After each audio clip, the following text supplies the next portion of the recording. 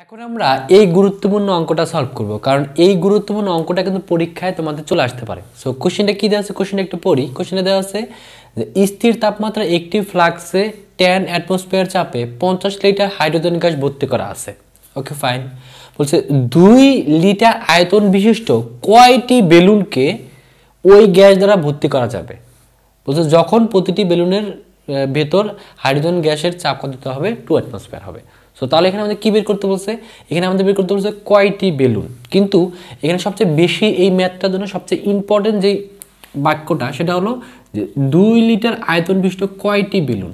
এর ভিতরে কিন্তু অনেক কিছু লুকায় আছে, বা এই মিনিংটা যদি বুঝতে পারো তাহলে এই ম্যাথটা করাটাও কিন্তু তোমার জন্য কি হবে, সহজ হবে। তাহলে আমাদের কি বের করতে বলছে, বেলুন বের করতে বলছে। তাহলে কয়টি বেলুন বের করতে বলছে, তাহলে যেন আমরা আগে লিখে নিই যে ধরি বা মনে করি, আমরা মনে করলাম যে বেলুন সংখ্যা, ধরে নাও তুমি বেলুন সংখ্যা সমান সমান এনটি, তুমি ধরে নাও কয়টি, এনটি। তাহলে এখানে আমাদের কী কী দেওয়া আছে, তাহলে ডাটাগুলো আমরা লিখি। তাহলে প্রথম আমাদের এখানে কী দেওয়া আছে, দেখো এখানে আমাদের দেওয়া আছে হলো স্থির তাপমাত্রা একটি ফ্লাক্সে আমাদের প্রথমে দেওয়া আছে কি চাপটা দেওয়া আছে। তাহলে এটা আমাদের আদি চাপ, তাহলে আদি চাপকে P1 দ্বারা প্রকাশ করলাম। এটা কত দেওয়া আছে আমাদের 10 অ্যাটমসফিয়ার। Okay fine. তারপর দেওয়া আছে কি যে 50 লিটার আমাদের হাইড্রোজেন গ্যাস, তার মানে এটা আমাদের আদি আয়তন। তাহলে আদি আয়তনকে আমরা V1 দ্বারা প্রকাশ করলাম। V1 সমান কত দেওয়া আছে 50 লিটার। তারপর দেওয়া আছে যে 2 লিটার আয়তন বিশিষ্ট কয়টি বেলুনকে। সো তার মানে এটা দ্বারা কি বোঝাচ্ছে, এটা দ্বারা বোঝাচ্ছে যে প্রতিটি বেলুনের আয়তন 2 লিটার। তো এই 2 লিটার করে কয়টি বেলুনকে আমাদের কি করা যাবে, যে কয়টি বেলুন আমাদের ওই গ্যাস দ্বারা ভর্তি করা যাবে। তাহলে এটার মানেটা এটা দেখো, এটা 2 লিটার আয়তন বিশিষ্ট, এটা দ্বারা বোঝাচ্ছে কি যে এটা দ্বারা বোঝাচ্ছে একটি বেলুনের আয়তন বোঝাচ্ছে হলো, আয়তন কত বোঝাচ্ছে আমাদের, সমান সমান 2 লিটার। আমি আবার বলতেছি দেখো 2 লিটার আয়তন বিশিষ্ট, এটা দ্বারা বোঝাচ্ছে হলো একটি বেলুনের আয়তন হলো 2 লিটার। স্যার কয়টি বেলুন, আমরা ধরে নিচ্ছি কি যে বেলুন সংখ্যা ধরে নিচ্ছে এনটি। তাহলে এনটি বেলুনের জন্য কত হবে, তাহলে এনটি বেলুনের জন্য কত হবে যে 2NL, তাই না? তার মানে এই যে V1 যদি হয় 50 লিটার, তাহলে আমাদের V2টা তাহলে কত ধরতে হবে, 2N লিটার। তার মধ্যে কি দেওয়া আছে, এখানে আমাদের চাপ দেওয়া আছে, অর্থাৎ শেষ চাপ বা চূড়ান্ত চাপ P2 মানটা দেওয়া আছে। P2 মানটা কত দেওয়া আছে আমাদের 2 অ্যাটমসফিয়ার। সো এখন আমাদের সূত্র ফেলতে হবে। সো যেহেতু এখানে আমাদের কি বলছে যে তাপমাত্রা স্থির, যখন আমাদের কোনো কিছু স্থির বলবে তখন এই সমন্বয় সূত্র ফেলার সময় সেটাকে আমরা বাদ দিয়ে দেবো। যেহেতু এখানে তাপমাত্রা স্থির, তাহলে দুই পাশ থেকে আমরা তাপমাত্রাকে বাদ দেবো। বাদ দিলে কি থাকবে, P1 V1 = P2 P2। তাহলে আমরা যে সূত্রটা জানি সেই সূত্র ফেলবো। কি ফেলবো, যে আমরা জানি যে সমন্বয় সূত্র তাপমাত্রা বাদলে কি থাকে, P1 V1 = P2 V2। এখন যদি মানগুলোকে বসে তাহলে দেখো P1 এর মান কত 10, তাহলে 10 বসালাম, গুণন V1 এর মান কত 50 বসালাম, P2 এর মানটা কত 2, আবার V2 এর মানটা কত 2N। তাহলে আমরা এখান থেকে কি লিখতে পারি যে N সমান আমরা লিখতে পারি কত, যে 10 × 50 বাই কত 2 × 2। তাহলে এখান থেকে যদি হিসাব করি তাহলে N এর মান কত আসবে 125টি কি হবে বেলুন। এটাই হলো আমাদের কাঙ্ক্ষিত অ্যান্সার। তাহলে এই অঙ্কটা করার সময় আমাদের এই লাইনের মিনিংটা একটু বুঝতে হবে। আমি আবার লাইনটা রিপিট করতেছি। এখানে দেওয়া আছে 2 লিটার আয়তন বিশিষ্ট, তাহলে 2 লিটার আয়তন বিশিষ্ট দ্বারা বোঝাচ্ছে একটি বেলুনের আয়তন 2 লিটার। আমাদের যেহেতু বলছে কয়টি বেলুন, তাহলে কয়টি বেলুন আমরা ধরে নিচ্ছি এনটি বেলুন। তাহলে এনটি বেলুনের জন্য কত হবে 2N। তাহলে আদি আয়তন যদি হয় 50 লিটার, তাহলে শেষ আয়তন তাহলে কত হবে, V2 হবে 2N লিটার। সো এখানে এই এন এর মানটাই আমাদের বের করতে হবে। এখানে কিন্তু আমরা ওই এই এন এর মানটা কিন্তু আমরা হিসাব করে বের করছি, ঠিক আছে? তাহলে এই অঙ্কটা কিন্তু এইভাবে আমাদের যে যখন আমরা করবো তখন একটু জিনিসটা একটু ভালো করে বুঝবো এবং বোঝার মাধ্যমে খুব সুন্দরভাবে ম্যাথটা সলভ করে ফেলবো। তো এখন আমরা এই কোশ্চেনটা সলভ করব, আর এই কোশ্চেনটা কিন্তু এই অধ্যায়ের সবচেয়ে গুরুত্বপূর্ণ একটা ম্যাথ। সো এই ম্যাথটা আমি 3 স্টার দিয়ে দিচ্ছি। সো এই ম্যাথটা একটু মনোযোগ সহকারে করবা, কারণ এই ম্যাথটা যেমন অনেক মজার এবং এই ম্যাথটা কিন্তু পরীক্ষার জন্য আবার ইম্পর্টেন্টটা বেশি। তো ম্যাথটা তাহলে পড়ি। ম্যাথটা কি দেওয়া আছে, যে স্থির বায়ুমণ্ডলীয় তাপমাত্রার অঞ্চলে 1.8 অ্যাটমসফিয়ার চাপে একটি বেলুনকে 2 মিটার কিউব হাইড্রোজেন গ্যাস ভর্তি করে উড়িয়ে দেওয়া হলো। সো গ্যাসের এই আয়তনে বেলুনটির সর্বোচ্চ পোষণ ক্ষমতা 9/10 অংশ।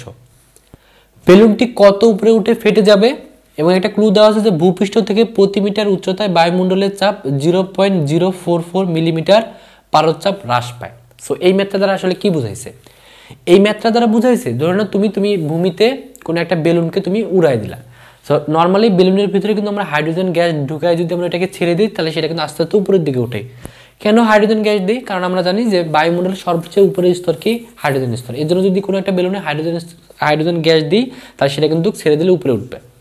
সো এখানে এই ক্লুটা বলছে যে তুমি যখন বেলুনটাকে ছেড়ে দিবা তখন চাপটা তুমি জানো, অবশ্যই তুমি চাপ জানবা, কারণ তুমি এখন ছেড়ে দিচ্ছ, তুমি চাপটা জানো। চাপটা কত জানো? 1.8 অ্যাটমসফিয়ার। এবং তুমি কতটুকু ফুলাইছো তাতে যে আমাদের বেলুনটা থাকবে তার আয়তনটা কত সেটাও তুমি জানো, 2 মিটার কিউব। সো তুমি বেলুনটাকে ছেড়ে দিলা। এখন ছেড়ে দেওয়ার পর তুমি দেখলে যে বেলুনটা অনেক উপরে আকাশে উঠছে। সো উঠার পর একটা সময় বেলুনটা ফেটে যাবে। সো যদি ফেটে যায় তাহলে তুমি নিচ থেকে তোমাকে বলতে হবে যে বেলুনটা আসলে কত উপরে উঠে ফেটে গেছে। সো এই বাস্তব ভিত্তিক একটা সমস্যা আমাদের এখন সলভ করতে হবে। সো এই ম্যাথটা করার জন্য সবচেয়ে বেশি এই ম্যাথটা করার জন্য একটা লাইনটা হলো তোমাকে বুঝতে হবে। একটা লাইন যদি বুঝতে পারো তাহলে এই ম্যাথটা তোমাকে অনেক ইজি হবে। লাইনটা কোনটা? এইটা, যে গ্যাসের এই আয়তনের বেলুনটির সর্বোচ্চ প্রসারণ ক্ষমতা হলো 9/10। এই লাইনটা যদি বুঝো তাহলে তোমার কাছে এই ম্যাথটা অনেক কি হয়ে যাবে? সহজ হয়ে যাবে। তাহলে লাইনটা একটু আমরা আগে বুঝি যে আসলে এইখানে আমাদের কি বুঝাইছে, অর্থাৎ এইখানে আমাদের কি বুঝাইছে এটা একটু আমরা একটু বুঝে নিই। তো আগে আমরা একটু ডাটাগুলো লিখি। ডাটাগুলো যদি একটু লিখি তাহলে দেখো এখানে কি কি দেওয়া আছে। প্রথমে আমাদের দেওয়া আছে কি, যে প্রথমে আমাদের এখানে দেওয়া আছে কি, যে আমাদের 1.8 অ্যাটমসফিয়ার চাপ। তার মানে এটা আমাদের প্রথমে যে ভূমিতে যে ছিল সেই আদি চাপ। তাহলে আদি চাপকে আমরা কি দ্বারা প্রকাশ করি? P1 দ্বারা প্রকাশ করি। সেটা আমাদের কত দেওয়া আছে? 1.8 অ্যাটমসফিয়ার। তারপর তখন আমরা যখন আমরা ভূমিতে ছিল তখন আমার বেলুনটার আয়তন কত ছিল? 2 মিটার কিউব। অর্থাৎ একে আমরা 2 মিটার কিউব করে ফুলাই ছেড়ে দিচ্ছি। তার মানে এটা আমাদের আদি আয়তন। তাহলে আদি আয়তনকে কি দ্বারা প্রকাশ করি? V1 দ্বারা প্রকাশ করি। এটা আমাদের কত দেওয়া আছে? 2 মিটার কিউব। সো এইখানে এই যে এই লাইনটা কি বলছে? যে গ্যাসের এই আয়তনে বেলুনটির সর্বোচ্চ পোষণ ক্ষমতা 9/10 অংশ। এটা দ্বারা বোঝায় যে বেলুনটা যখন ফেটে যাবে তখন অবশ্যই তার একটা কি থাকবে? আয়তনটা থাকবে। সেটা কত ধরনের? V2, অর্থাৎ শেষ আয়তন V2 থাকবে। সেই V2 এর 9/10 অংশ হবে কত?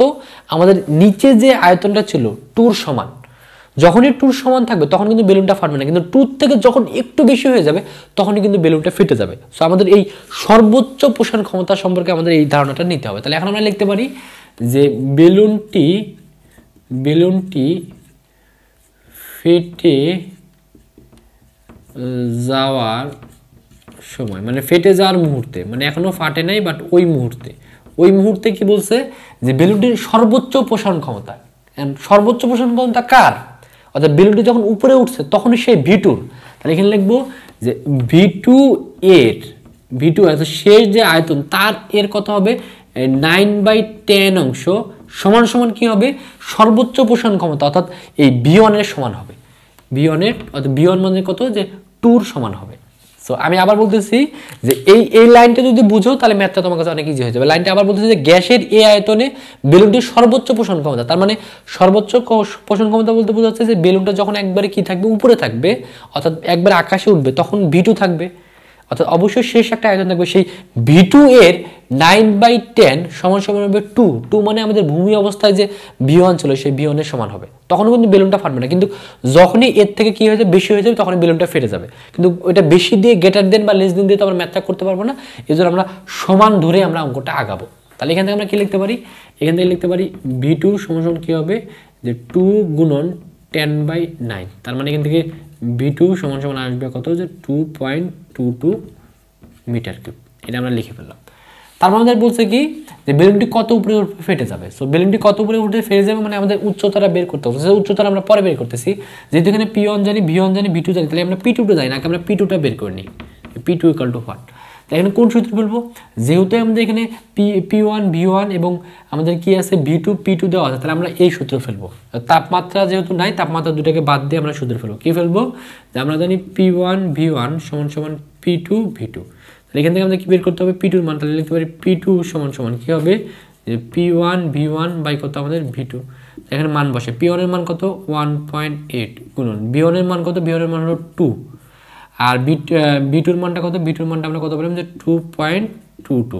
তাহলে এখান থেকে হিসাব করে আমাদের P2 এর মানটা কত আসবে? এইটা যদি আমরা হিসাব করি তাহলে P2 এর মানটা আসবে কত? 1.62। এখন এর একক কি রাখবো? যেহেতু P1 এর এককটা আমরা অ্যাটমসফিয়ার রাখছি, তাহলে অবশ্যই P2 এর মানটা আমাদের কি আসবে? অ্যাটমসফিয়ারে আসবে। সো কথা হলো যে এটা কিন্তু আমাদের অ্যান্সার না। আমাদের এখানে একটা বের করতে বলছে উচ্চতারা। সো উচ্চতারা বের করার জন্য একটা ক্লু দেওয়া আছে। কি ক্লু দেওয়া আছে? যে ভূপৃষ্ঠ থেকে প্রতি মিটার উচ্চতায় বায়ুমণ্ডলীয় চাপ 0.044 মিলিমিটার পারচাপ হ্রাস পায়। মানে চাপ হ্রাসের একটা ক্লু দেওয়া আছে। এই জন্য আমরা কী করবো, এর আগে আমার ছিল P1 ছিল 1.8 ভূমিতে থাকা অবস্থায়, যখন উপরে উঠছে তখন চাপটা কমে হয়ে গেছে কত 1.62। তাহলে চাপ কতটুকু হ্রাস পায় সেটা একটু লিখি, যে চাপ হ্রাস পায় সেটা আমরা কি লিখলাম যে ডেল পি দ্বারা। এটা বের করছে ডেল পি মানে বড়টা মানে ছোটোটা, এখানে যেহেতু P1টা বড় তাহলে লিখবো P1, আর P2টা যেহেতু ছোটো তাহলে লিখবো P2। তাহলে P1 কত ছিল 1.8, P1 ছিল কত 1.62। তাহলে এখান থেকে যদি হিসাব করে বিয়োগ করি তাহলে এখান থেকে আমার মানটা আসবে কত, যে 0.18। এরকম কী হবে অ্যাটমসফিয়ার। কিন্তু যখন তুমি এই ক্লুটা ধরে তুমি যখন উচ্চতাটা বের করবে তখন এখানে কিন্তু দেওয়া আছে কিসে, মিলিমিটার পারচ্ছাপে দেওয়া আছে। এই জন্য অ্যাটমসফিয়ার কেটে তোমাকে কিসে নিতে হবে, মিলিমিটার পারচ্ছাপে নিতে হবে। সেটা কীভাবে নিব, যেহেতু আমাদের কি চাপের একক রূপান্তর করবো, আমরা জানি 1 অ্যাটমসফিয়ার সমান 760 মিলিমিটার পারচ্ছাপ। তাহলে অ্যাটমসফিয়ার থেকে আমরা যদি মিলিমিটার পারচ্ছাপে যেতে চাই তাহলে ওই অ্যাটমসফিয়ারকে আমাদের 760 দ্বারা কী করতে হবে, গুণ করতে হবে। তাহলে আমরা কী করবো, 0.18কে যদি আমরা 760 দ্বারা গুণ করে দিই তাহলে এটা কোথায় চলে যাবে, অ্যাটমসফিয়ার থেকে চলে যাবে কোথায়, মিলিমিটার পারচ্ছাপে যাবে। কেন মিলিমিটার পারচ্ছাপে নিচ্ছি, যেহেতু এইটা আমরা ইউজ করবো, এই জন্য এটাও যেহেতু মিলিমিটার পারচ্ছাপে আছে তাহলে এটাকে আমাদের মিলিমিটার পারচ্ছাপে নিতে হবে। তাহলে এটা আমরা হিসাব করলে কত আসবে, 136.8 মিলিমিটার পারচ্ছাপ। এখন আমরা এই যে ক্লুটা আছে এই ক্লু ধরে আঁকাবো। তাহলে এখানে আমাদের দেওয়া আছে বের করতে বলছে যে কত উচ্চতায়, মানে আমাদের উচ্চতাটা বের করতে বলছে। তাহলে আমরা সবসময় আমাদের উচ্চতা কি দেওয়া আছে প্রতি মিটার, মানে 1 মিটার, ওটাকে সবসময় শেষে লিখবো। তাহলে আমরা লিখতে পারি এইভাবে,